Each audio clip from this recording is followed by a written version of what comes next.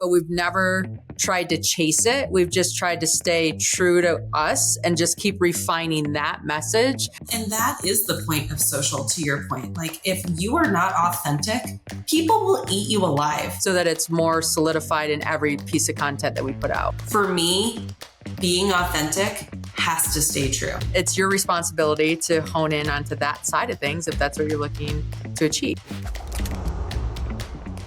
Okay, so today I have my friend Audra Brem from Brem Media on to interview her. I've gotten to know Audra over the last few years, 3 to be exact, and she's been helping me with all my social media channels. But more importantly, I've gotten to know her as a person and as a business owner, and just really enjoyed connecting with her on this episode. And hope you guys learn like things that she puts into play that has allowed her to scale her business to 15 employees, has allowed her to let her husband leave the business and go pursue something else because he was supporting her in the beginning, and how she has incorporated exercise and different things to keep her mental health strong as she pushes forward, because we do need to balance our lives out. And it's hard to add these things in because we don't know where the time's going to come from. But listen in our conversation because it's a good one. Thanks. Hi, friends. Today I have my friend Audra Brem as a guest on the podcast because she handles my social media channels and does such a great job. I wanted to share tips, tricks, and all the things from who I think is the best in the market. So there you go. Hi, Audra. Hey, Jen, you just made me slightly blush, which who knows if you can tell right now, but that made my day. Thank you. You're welcome. You're welcome. I've been the nightmare client. So I think it's good to know that I've done all the things wrong, and you guys have definitely helped redirect, course correct, never made me feel bad or guilty or anything else. And I just really appreciate our friendship over all things, but love how I can trust everything's being handled and I don't have to do anything except what you tell me. I would say you haven't done everything wrong. There's definitely asterisks to things that maybe have not been done correctly. There are way worse out there. And I laugh because there's a lot worse out there. So don't give yourself that at all. All right. All right. Okay. So we met because I was anti-social media. And I was embarrassed. I don't know. I was all the things, all the negative things that you hear about social media. I was convinced that was the only truth. And, but realizing what I was pursuing, I needed to have a social media team. I couldn't get away from the necessary evil. And then you have opened my eyes up to all the beauty and wonder and amazing things that can happen when you do social correctly, because you get to connect with people from all over the world and share stories and inspire each other and all the things. So thank you for that. One that makes my heart happy, because that's actually why I even went into social media marketing. The global impact that it actually has is so refreshing. And I think, unfortunately, post-COVID days now and post-social COVID days, people have been so burnt out by what was happening, and success stories, non-success stories being taken advantage of so much, that you being able to see the joy in social media is exactly why I started this business, because there is joy as long as you find it. There can be a lot of negative, right, if you look for it, but being able to spot the joy and start impacting the world correctly is what social media is there for. Yes, there's the bullies out there, and yes, there's a lot of bad marketers out there. I like to say that I hate marketers. It's a horrible thing to say, as I am a marketer, but there's so much bad out there that I think sometimes we tend to look at that only and go, oh, I can't believe this person isn't succeeding, or how is this person succeeding? Instead of looking at ourselves and going, look at how much impact I've actually had already and how much more I can do by just being myself. And that's all I want social media to be, is to be authentic instead of this fake crap out there. Yeah, no, I get it. And I love it because this is a lesson we can apply to all of our lives. There's negative and positive to everything. So if you want to focus on the negative, by all means do. But if you want to have more joy in your life, then the opportunity to focus on what's positive is always there. And it's your responsibility to hone in onto that side of things if that's what you're looking to achieve. Oh my gosh, it's so true. I mean, again, I think social media gets such a bad rap a lot of the times because there is a lot of negative out there depending on what you're looking for, right?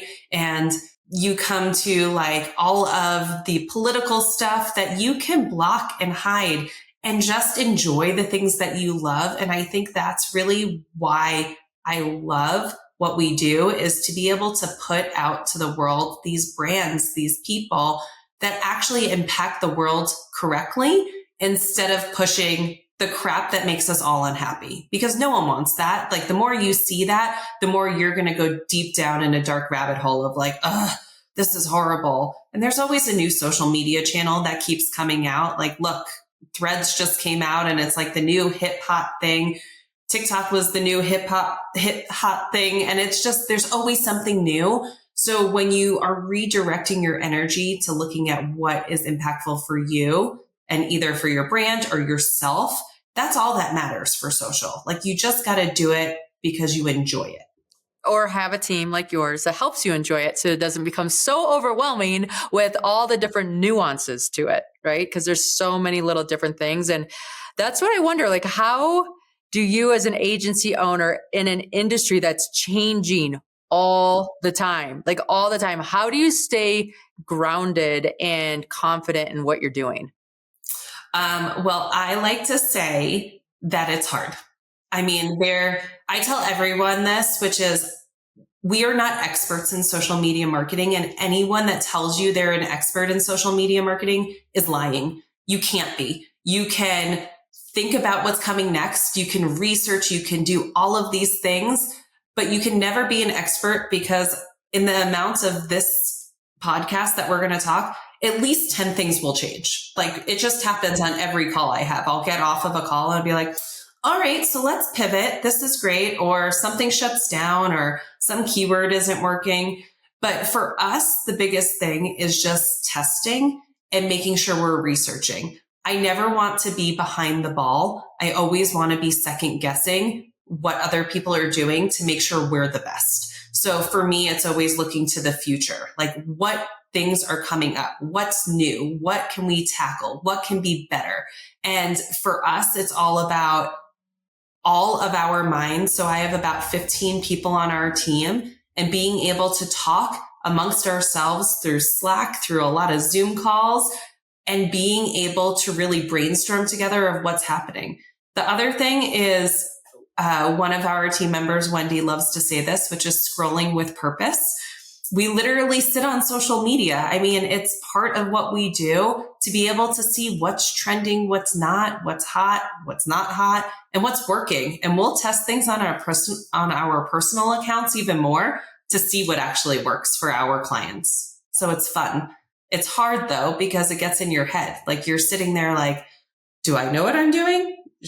Do people not know this? Like I think that all the time. It's very hard in an industry that is changing constantly to not overthink yourself. And I think Jen knows this because I come to her, which is like, as a business owner in general, we constantly overthink ourselves, right? Like we're constantly thinking, don't people know this already? And I have to be reminded that no, people actually don't know about different algorithm changes or the new social platform or what ads are performing and all of these different things that are working, or that email marketing is actually king now and you should 100% be doing that. And if you're not, you better do it. All of those things people don't necessarily know. And that's why we're here. I like to say we're that unicorn that people are looking for when they're trying to hire someone internally, but one person can't do the job of 15. It just doesn't happen.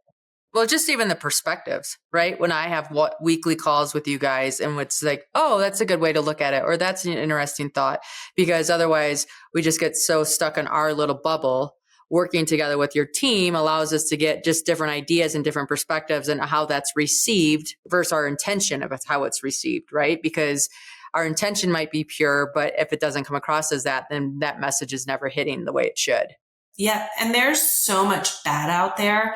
I always say, when in the beginning, I said how I hate marketers, and it's very, very true. I do. We are not a regulated industry. Literally anybody could come into this industry and be like, I'm an expert today, and they know nothing. And that is so hard as someone that's been in this industry for so long, because it's looking at that and going, you're the reason people hate us. You're the reason, like, study underneath someone. If you want to be that expert, go underneath someone, almost like an apprentice. And that happens in so many other industries, and learn and then grow from there, instead of learning and growing off of a client that will then feel like I just wasted so much money off of what and why. And no one wants their money wasted. I mean, Jen, I've told you this since day one. You should not be throwing money at a wall and hoping it sticks. You should be watching it optimize and grow and actually achieve success. And that's the whole point of social media if done correctly. Yeah. Now listen to this, friends, like this statement that you just said, optimize and check regularly, like early on in the game. Like, this is what I like about working with Audra is early on in the game, like this isn't working, this is working. And they're A/B testing things. And they're saying, okay, this is giving us a little traction. So let's go down this direction and make that happen more and more. And that's on any pursuit we're doing, not just social media. Right? It's like, oh, I started with this goal of climbing Ama de Blanc. It evolved into Everest and then 7-second summits and all these different things. That's natural for us to have happen in life is, oh, this is working. I'm going to keep going down this direction, or it opens these doors, or it lets us see into around this corner that we couldn't see before. So I really feel what I like most about working with you guys is you're more focused on who I am authentically and trying to get that through, because the algorithms and all the different things are going to change all the time. And so let's just keep being us, and eventually we'll fall into favor with algorithms at some point, and it will help us, like, because we've had viral content happen, but we've never tried to chase it. We've just tried to stay true to us and just keep refining that message so that it's more solidified in every piece of content that we put out. Well, and that is the point of social, to your point. Like, if you are not authentic, people will eat you alive. Consumers and regular users of social media see through the truth. There is so much bad out there, and all the gimmicky stuff, there's the Insta fakes, right? Like, we all see it. We all know it. Their life is not perfect. Their brand is not perfect, but it sure looks like it on Instagram. But then the whole point is to pull back that curtain and show who you really are. Like, the reason why, honestly, Jen, we've worked so well with you is because you show so much of yourself, like the good, the bad, the ugly, right? Like, we all have bad days, but it's how do we uplift ourselves to get to the next point? And if you're worried on social media about showing that, that's where you need to look inside of yourself and be like, is this really what I want to do? Because you will be eaten alive, whether you're a brand or a person, because people see through it. It's very hard not to see through it. And no one's life is perfect. So acting on social media like everything is hunky dory is never going to work for you. One, won't sell. You won't grow followers. And I hate vanity metrics. So that's just not my thing. It's all about the numbers at the end of the day of like, where is your bottom line? For me, being authentic has to stay true. Like, no matter what you do. So the way we work with you, Jen, is the way we work with every client. It is so important to understand our clients' stories, why they're doing, what their mission is. We work from like, we want to hear where people want to go in 3 years and then work backwards. Are you planning on selling your company? Great. How do we make that happen through branding and social media? And I think people are so hypersensitive now on what has happened in the past with ads, especially. I keep saying this, we're in a post-COVID social media era right now, which means you are not going to get a 7 times return. Anybody that's telling you you're getting a 7 times return is feeding you bullcrap. It just doesn't happen anymore. But what needs to happen is the outreach. Time spent on social media ultimately will give you more and more success. It's like being boots on the ground long, long ago, right? When we all had to like knock on doors or like try to figure out how to get sales going. That's what social media is now. It's about being authentic and talking to the community, not just like, buy this, buy this, buy this. It's about telling the story of why it should impact them. And when brands come to you, do you help them formulate that? I mean, I'm an individual, so I'm natural story, I feel, but sometimes, you guys are in the like fashion industry and you help a lot of brands in that space. How are you helping them formulate their stories? A lot of it is in the beginning stage. So we, for the first couple of weeks, really take on a strategy within our clients to understand their brand voice. What are good keywords, bad keywords, nothing that you ever want to be associated with. And then almost do storyboards together to figure out what that brand voice is and really talking over why was this brand created? What is the mission? What is the vision? What's the long-term goals? What's the short term? From there, we are brainstorming together to really come up with that clear messaging to figure out what that actually entails for social media, for those audiences to understand that brand. Because at the same point, not every brand needs to be on every social media platform.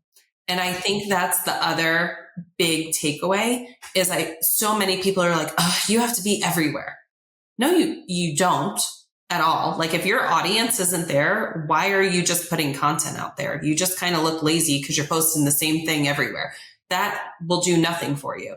It has to be where you know your audience is. So in that first part of when we're getting to know a new client, it's all about learning who their audience is, understanding their brand, and really diving into those things to make sure we're actually doing our due diligence to make sure they're successful as well. So that way we can get their voice and then we can start testing to make sure we see what's going on. Okay, so I want to shift gears a little bit and talk about you being the business owner, right? And making decisions at that level. You started as you. How do you make decisions on when you're hiring new people or what that looks like and how that all comes together? Because it's a lot of responsibility and adds a lot of stress to the table. I mean, before this podcast, I literally told Jen that yesterday I was in bed hysterically crying. So I'm not sure I have it all together. Yeah, I started Brem Media as Brem Consulting 8 years ago on a whim. I was pregnant with my second daughter and went on a job interview. And that was interesting because anybody that's been pregnant and going on a job interview is like a horrible situation. And the guy looked at me and was like, I don't get why you don't own your own company. And I was like, I don't know either. And I started it that night and it just rapidly grew. I just started networking a lot and figuring it out. And the hardest part to your question, Jen, was who do I hire first and why and what am I doing? So I did a pro and con list of things that I like and don't like.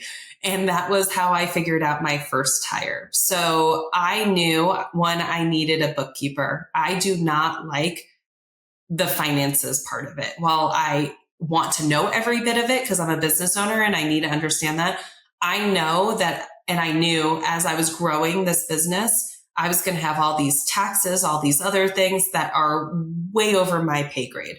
And what I have found, and I'm sure you tell people this all the time, which is hire people that are better than you at things that you're not as good at. And that was something that I knew. So the first one I hired was an immediate bookkeeper because I was like, someone take this. Please don't let me do it. And then after that, I just started, it was like natural at the same point. So I just started growing too fast that I needed a secondary Audra to be able to write content and be able to post and strategize. That was the hardest hire of my life because I am OCD. I am psycho about things for my clients and I want everything to be perfect.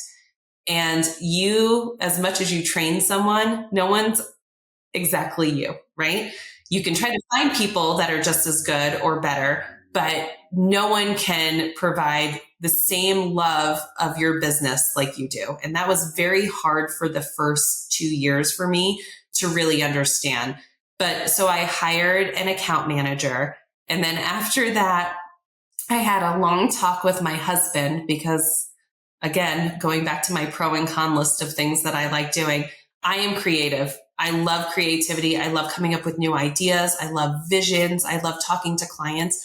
Things that bring me joy is talking to people and like hearing their stories and understanding them, and people's vibes go to me. Like that is my heart of hearts. And that's what makes me thrive. So I knew pretty early that one, I didn't want to manage people. And two, the operations of systems and all of that were also not my thing. When you're creative, that is not something usually you're good at. So I hired my husband as the next person because I was like, I need someone, and either we keep this in or we don't. And he's been our COO. And then what he's done is really created systems in place of like, when we get to a certain level of clients on each one of our employees, that's when we have to hire. Like we can only have a certain number of clients underneath each one of our account managers, or else they'll get overwhelmed. And it is crucial to me that we're not a corporate agency. I believe in work-life balance, even though I don't practice what I preach. I 100% wish I was better at it, but but I preach it all day long, and I want to make sure my team has that. So if they're overwhelmed, they're not going to stay. And the one thing I cherish is my team.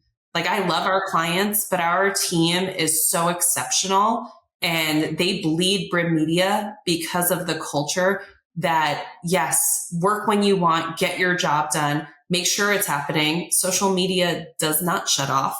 So unfortunately, we cannot shut off, but take your kids out, go on a walk, like get your mental health right. That is so crucial to me. So in hiring, those are the steps that we take, which is like always monitoring how many accounts are there and then going, okay, we need this person.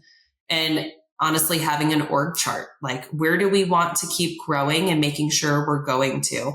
But that's all on my COO. Like, thank goodness for my husband, because if you told me to make an org chart, I'd be like, yeah, I'll make it pretty. I can add blue. Did you want it in blue or red? You tell me what color you want it in and I'll make it pretty. Yeah. No, but I think you've we could dissect a whole bunch of stuff that you just talked about, which is so important. One, you're identifying, okay, what could get you in trouble? What could get you in trouble is not having the numbers ran smoothly. So that's the first hire you did, because that would be too much brain load for you and you wouldn't be able to have the creativity that you need. So you were like, okay, this is how much brain capacity I have. If I was to do that, it would take up too much of it. So I'm hiring that piece out. Then you realize, like, the reason why we become entrepreneurs is not to become like slaves to a paycheck that we have to go hunt down every week. We become entrepreneurs so that we can do what we love. And so you've been very clear on here's what Audra loves to do. And so if it does not fall in my love box, it has to find somebody else's love box. And lucky for you, you married somebody that loves to have that systems organized deal, right? And then from there, you realized, which I think is a struggle for a lot of us, when we hire somebody, they might love our company, but they're still not us. And like understanding that, okay, when there's a fire, I'm going to be working on it from now until the fire's out. And maybe they're not.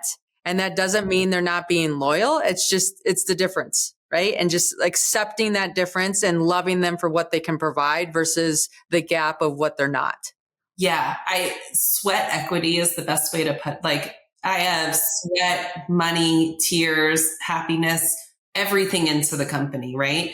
And because of that, it means more to me. And that doesn't mean the same to my employees. It's just in a different way. And I also know, to your point, Jen, of the fires, I am the one that has to deal with it. And that's okay. There are days that I want to rip out my hair and be like, why am I dealing with this? This is horrible. But then I look at it and I go, oh my gosh, look at what I have built. Look at who's here and look at our clients and look at what we've obtained so far. And I think as business owners, and I've heard this through mentors, through other business owners, we get in our own way a lot by just negative thoughts. And being able to get out of those negative thoughts is so crucial. Like, we all have bad things that happen in our life, right? We could go down that rabbit hole of so many things, but if you take one fork in the road and just let that go into that deep spiral, then that's all you're going to see. But if you take the other one and take the high road and go, okay, I can get this better and I can keep doing it, then you feel so much better about what's happening and you don't just see red, which will still happen. I mean, we all still see red at points. Yeah, no, definitely. And then I love how you are like put your employees before your clients. And I think so many businesses get this wrong, where they put their clients before their employees. And then eventually you're going to be turning employees. If you can take care of your employees, then your employees are empowered to take care of your clients. And I firmly agree with you on that it is always people close to us first and everybody else gets second. Yeah, it is. That's the one thing. I've worked in corporate jobs. I have felt horrible going home at night, and I have worked my butt off. I just remember from past jobs, I had a manager that told me I would never equate to anything, even though I was working like 60-hour weeks. And I love to give like a giant middle finger in my head every time I hear that over and over again, because I'm like, look at what I've done. Haha. But I promised myself when I was building Brem Media, that I would never do that to someone else. Like, I want the recognition. If I see someone going above and beyond, I want to be the first person to be like, you're killing it. Oh my gosh, look at how much you've done. Take a break. You need a vacation. Stop overworking yourself, right? Like, you don't want burnout, because I was in their position and no one saw it. And it's just so hard as entrepreneurs to go about it in ways like, I can't imagine not doing it this way is the best way to put it. It is too important to me for other people's happiness.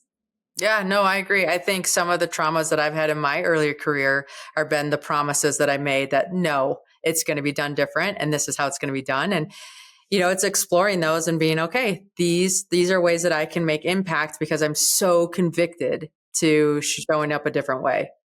Oh my gosh, conviction. It's so true. It just puts a smile on my... Yes, you get it. Okay, so what I love about you is when I first met you and started working with you, you were not into running. I know, isn't that funny? Like, it's hard to think of an Audra that doesn't run. Like, I have to be honest with you now, but I can look back and think, okay, you did it in the beginning and now you do. And it's a huge outlet for you on so many different ways. Now knowing this, like, what would you have told your younger self? So in middle and high school, I ran track.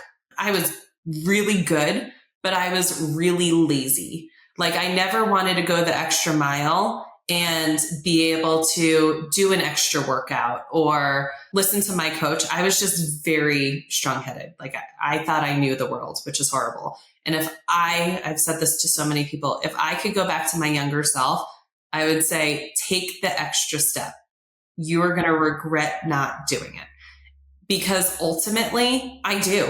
Like, I found running again as an adult, like, and it's a lot harder on my body now. Like, everything aches all the time compared to what it did when I was in junior high and high school, and even at the collegiate level, right? Like, it's amazing when you look back at your life, and I don't regret anything in my life. Like, I try very hard to always look at things the positive and never look at like, oh, shoulda, coulda, woulda.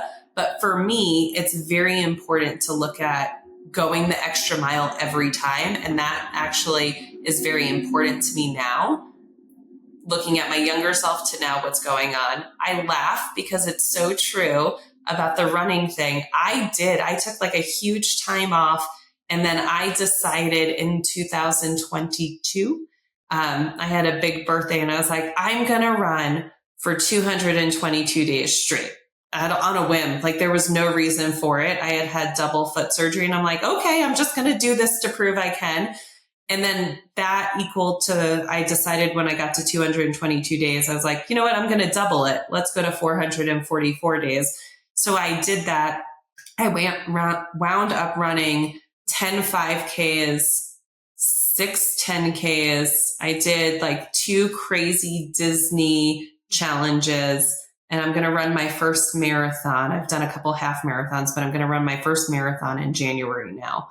So, so to how I haven't, and it's an outlet. Like, for anyone out there that has mental health issues or stress, I deal like as a business owner, or just, I think as a parent too, I have way too much stress and anxiety. So it is my only time to put on headphones and rock out to like my 90s rap and feel like I'm a cool New Yorker again and be able to just run for no apparent reason.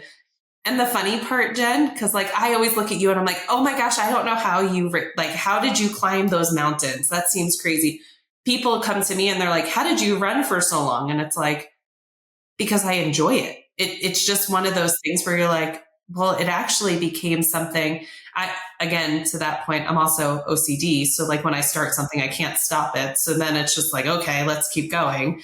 Okay. So all of a sudden this random idea came up. We all have random ideas at random times. And then you committed to it. And you said, okay, I'm going to do this, because there had to have been times during that pursuit that you're like, I don't want to, and you stuck with it. So what made you stick with it? We can get deep for a fun second, which is my mom passed away 5 years ago. It's almost 6 years. And it was going to be her 5-year anniversary of her death. And she was heavy set. She had breast cancer. And I vowed to my sister and I that we would not do that.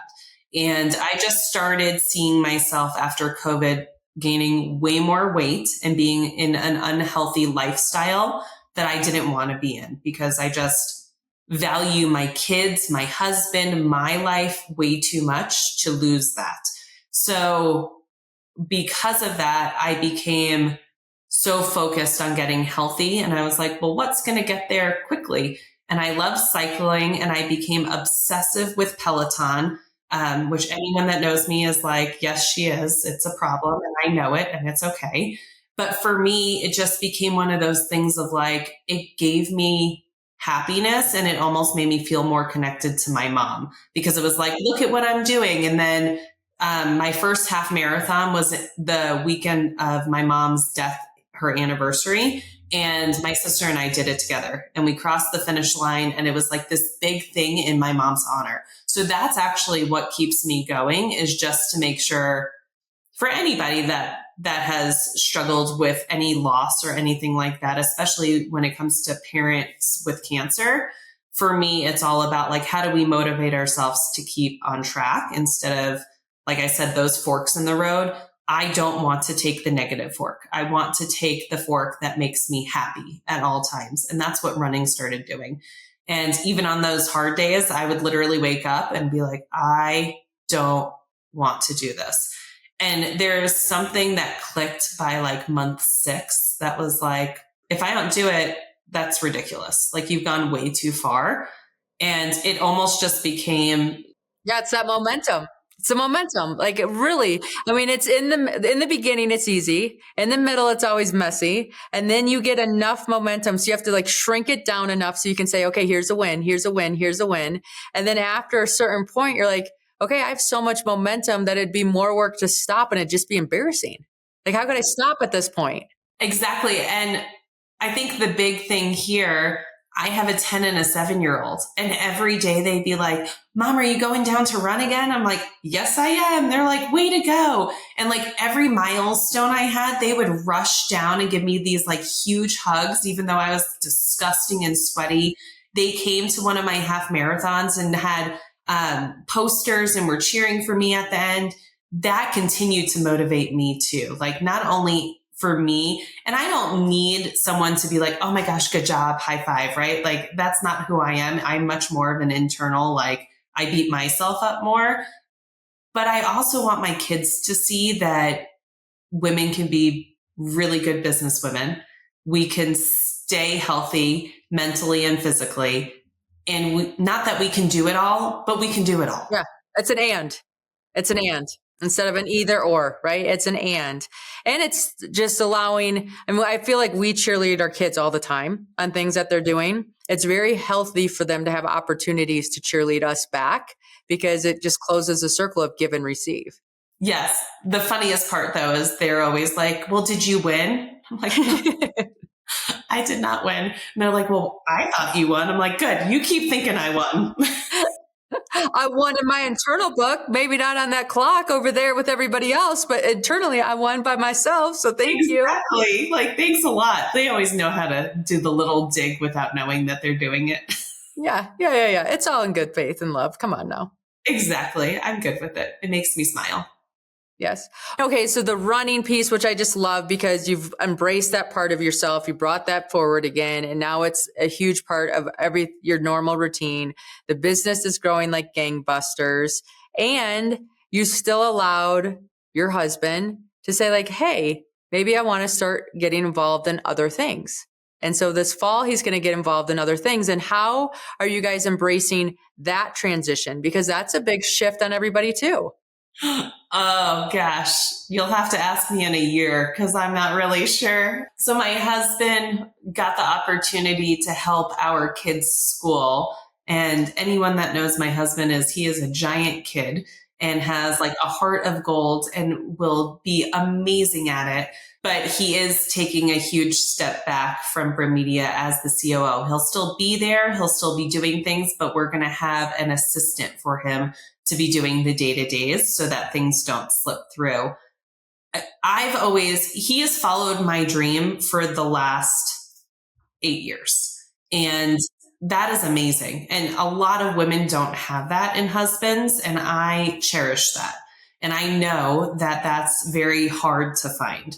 But it's always been me that like, yes, he's followed me and yes, he's embraced it and it's given us a great life, but it shouldn't hold him back to follow his own dreams. And it's very, very important that he follows dreams too. So if this is just a random one, right? And it's not going to be a forever. And he's always said that, but he's very much the person that needs to be out, getting outside, being with people brings him joy. And he's been working in our basement office, which is like the polar opposite of what he should be doing. So tackling that is going to be a challenge just because we've been together he came on board 6 years ago, every day for 6 years. So having a little separation, I'm sure will be great and healthy for our relationship and probably business. He'll come up with new ideas on systems that I'll be like, what are you talking about? This is over my head. But I also think it'll bring him a lot of joy, which in return will bring me joy too, because that's just the life cycle. So ultimately what we realized is him taking a step back means we had to bring on like an operations assistant so we can get that going and make sure nothing falls through the cracks, but also I'm going to be the supportive wife. And I don't know if he's had that in 8 years. So I got to start to learn how to do that. Yes, but so even the language you're using, right? The language you're using right now is, I need to start to learn how to do that. You're not expecting yourself to be perfect at it. You understand that it's probably going to be a little bit messy of a situation, but you realized, hey, the best way to love him is to let him embrace who he is. And we're going to see how it unfolds. And we're filling in the cracks where we think they are. Maybe there's new ones, but based on the relationship that I see that you both have, that's all part of it. Like, you guys are going to be fine. It's going to be amazing. I just think it's so awesome to witness from the outside somebody that has come on to support you, and you have enough confidence in you and him that you're like, go ahead, try something else because I want you happy. And that's special.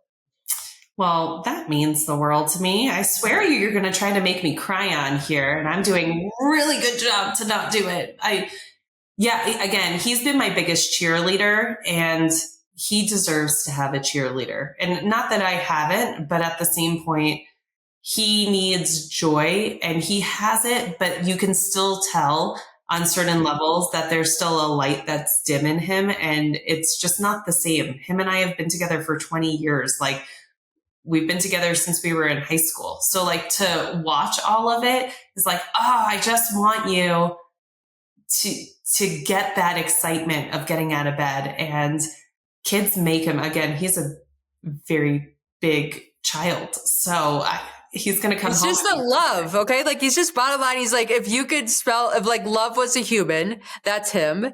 And he just loves to like hug and poke and play and be around it. That's just who he is, which is awesome.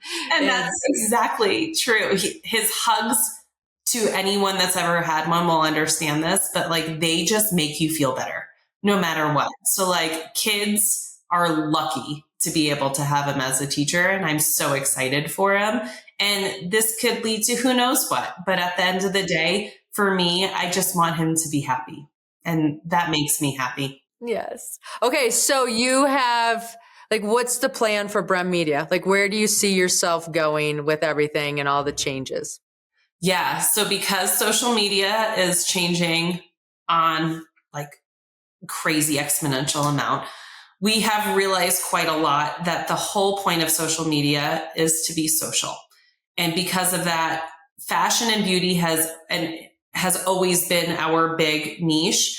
Entertainment has been our secondary. We're going to really start to bring in entertainment as a first, meaning we are really starting to work in the dance community with their conventions, competitions, with a lot more influencers like yourself, Jen, to really hone in on getting people's stories told through social media and being more authentic. What we've realized and what we were coming into, especially pre-COVID and during COVID, is that all of our clients on the brand side were all ads driven. We're all getting like a 10 times return and all of that. Life has changed. Social media has changed. So instead of wasting people's money, because I vow to never do that, that's just something I will not do.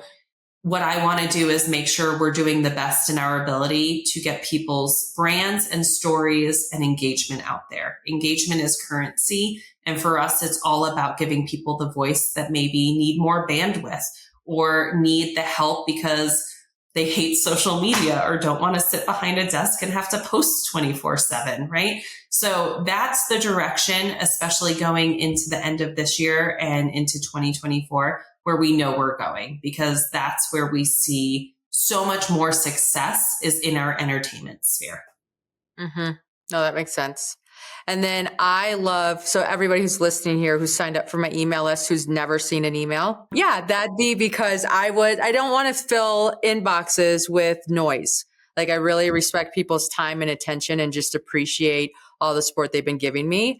And so Audra and her team has stepped into play, and we have emails starting soon, which is super exciting, because it is sharing the stories and connecting with one another, because to be inspired, we have to consume inspiring things. We have to do inspiring things. And so we are crossing that hump, and I'm excited to see how your team's bringing that into play. And I really like how you view social channels as rented audiences that we use to get people into our email lists or our newsletters or onto our websites, because that's where we really connect at a more intimate level than such a wide, broad stroke approach. Oh my gosh, I love that you said that, because the way I view social media is a sales cycle. Like, yes, I'm a marketer, but at the end of the day, I have to look at numbers and make sure it makes sense for our clients. So if you have any social channel going into this fun circle, you have them coming in. And to your point, they are a rented audience. If Facebook or Meta was to shut down at any minute, that whole audience is gone that you've built, unless you've taken them off and gotten them onto your website into an email capture. That is crucial. No matter what you do, no matter anything you are trying to build in your brand or in your career, you have to own a database, because if you don't, it can be shut down any day. So for us, and we know this because numbers, statistics keep coming out, which is email marketing is a 38-to-1 ratio on a return on investment. That is literally hands down what it is. So if you are not doing it and you're just trying to like be cute and have vanity metrics on social, that's fine, but you're never going to see a return on your investment. And that's really what we preach to everyone, is getting into that sales cycle of making sure, no, you're not being that noisy, annoying salesperson, but what you're doing is motivating the people that you care about, your audience, to want to learn more about you and what your offerings are, because they're going to start reaching out more and more through emails to find out how they can support you. Yeah, I love it. All the things are so good. Yes. Okay. So now everybody listening, you know why I brought Audra on. Not only is she brains, she's beautiful from the inside out. She's built a team of every one of them I absolutely adore. And I wanted you to get an understanding of a social media company that's led by the heart and is supported by the brain. And I thought today's opportunity on this platform was to be able to share her story, let everybody know how excited I am to be working with her and how grateful I am. And if you have anything to do with any type of social media, this is your company. So Audra, thank you so much for sharing today. Thank you, Jen. You just made my heart happy. The person that was crying yesterday in bed needed this. So to everyone, Jen is the real deal. there's nothing about her that isn't real. Like, she motivates me more than probably she even realizes. So thank you, Jenn, from the bottom of my heart, and our whole team, because we literally talk about you 24/7. It's literally like you're our best friend, as if you were sitting next to us. And we're across the whole entire United States. So we're not next to Jenn. We just talk to her too much. But thank you for being you and for doing what you do out there, because it is so important.